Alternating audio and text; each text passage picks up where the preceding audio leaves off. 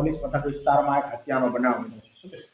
Ghogha Road police સ્ટેશનના જે અકવાડા જે છે, નાથિયા તળાવનો જે વિસ્તાર જે છે, જત વિસ્તાર, ત્યાં મારામારીનો બનાવ બનેલ અને જે મારામારીનો બનાવ બનેલ તે ખૂનમાં પરિણમ્યો.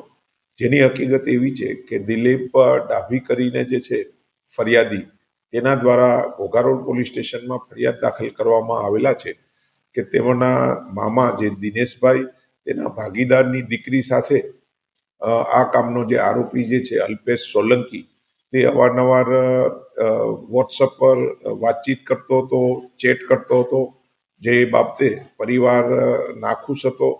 તે બાબતે આ જ કામના જે ફરિયાદી તેમજ તેના મામા અને 3 સાહેદો, તે જે છે નાથિયા તળાવની બાજુમાં આવેલ જે આરોપીના ઘરે આ લોકોને સમજાવવા માટે ગયેલા અને ઠપકો આપવા માટે ગયેલા. તે દરમિયાન આ કામના જે આરોપીઓ જે છે અલ્પેશ સોલંકી અને તેનો ભાઈ રાહુલ સોલંકી, તેઓએ આ લોકો સાથે બોલાચાલી કરી અને બાદમાં જે અલ્પેશે છરી વડે આ દિનેશભાઈને ગંભીર ઈજાઓ કરી.